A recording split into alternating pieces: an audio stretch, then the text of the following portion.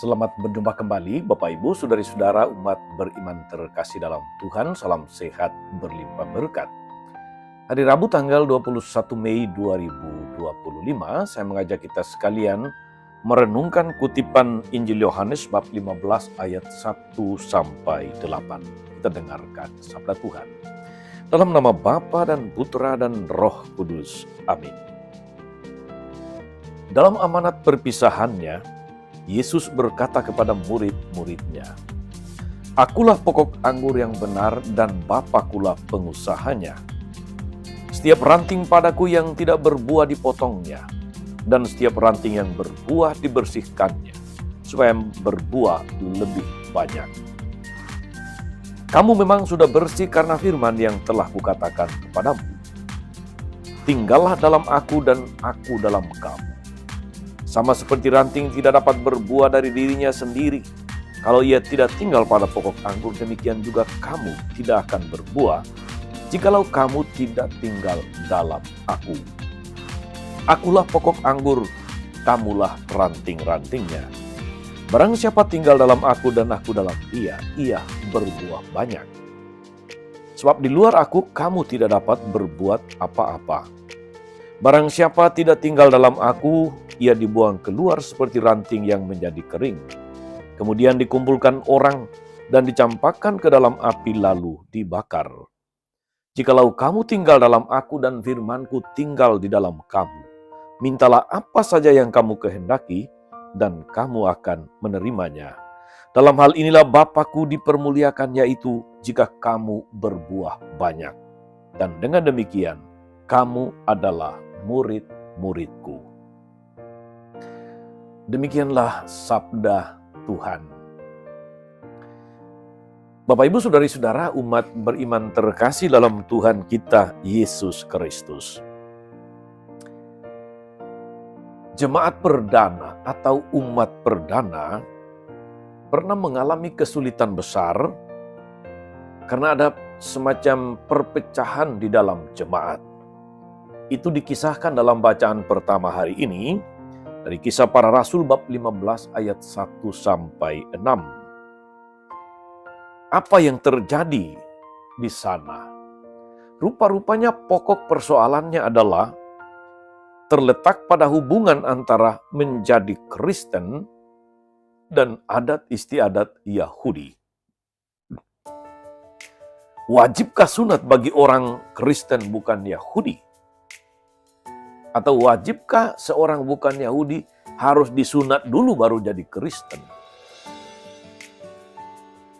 Haruskah menjadi Yahudi dahulu untuk menjadi pengikut Yesus? Apakah agama Kristen terikat pada tradisi Yahudi? Apakah gereja berciri Katolik, artinya terbuka pada semua orang dari segala bangsa, dari segala tempat, dari segala macam golongan, ras, suku, dan sebagainya? Pertanyaan-pertanyaan ini, saudara-saudari, yang didiskusikan oleh para rasul di Yerusalem. Dalam doa, di dalam bimbingan Roh Kudus, mereka sepakat bahwa pengikut Yesus adalah Katolik. Artinya, dia terbuka bagi semua orang. Sebab yang terpenting adalah bersatu dengan Yesus, Sang pokok anggur. Saudara-saudara umat beriman terkasih dalam Tuhan, di sini kelihatan bahwa jemaat perdana di bawah kepemimpinan para rasul berusaha memecahkan persoalan-persoalan yang terjadi dalam jemaat dan kemudian mengambil keputusan-keputusan yang sangat brilian. Bahwa orang menjadi Kristen itu karena iman akan Kristus. Sehingga tidak mesti mengikuti adat kebiasaan Yahudi, misalnya bahwa untuk menjadi Kristen harus disunat dulu. Dalam bacaan Injil, saudara-saudari, Yesus bersabda, "Akulah pokok anggur dan kamu ranting-rantingnya. Sama seperti ranting tidak dapat berbuah dari dirinya sendiri kalau ia tidak tinggal pada pokok anggur, demikian juga kamu tidak berbuah jikalau kamu tidak tinggal dalam aku." Hal yang paling mendasar adalah bersatu dengan Yesus sang pokok anggur. Sebab terpisah darinya itu berarti mati. Menjadi murid Yesus berarti melekat padanya, erat bersatu dengannya. Kristus bersatu dengan kita dan kita dengan Dia. Barang siapa tinggal dalam aku di dalam Dia. Hal-hal lain di luar itu tidaklah mutlak seperti sunat dan sebagainya. Itu cuma tradisi Yahudi. Bersunat atau tidak bersunat tidak mempengaruhi keselamatan.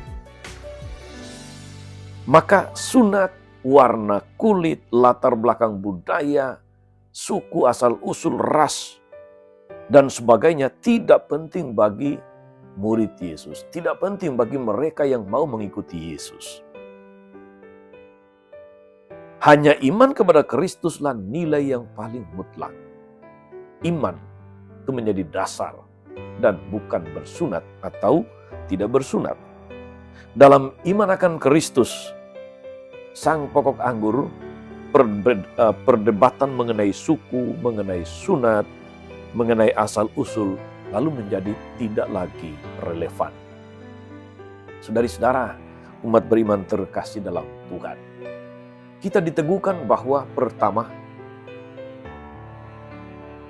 kita menjadi pengikut Kristus, sang pokok anggur, hanya bisa berbuah kalau kita bersatu erat dengan sang pokok anggur. Yang kedua, bahwa entah dari manapun asal-usul kita dengan tradisi, dengan kebiasaan, dengan budaya dan macam-macam, semua bisa diterima, yang penting beriman kepada Kristus. Karena itulah gereja kita dikenal sebagai gereja Katolik. Katolik berarti universal, terbuka untuk semua.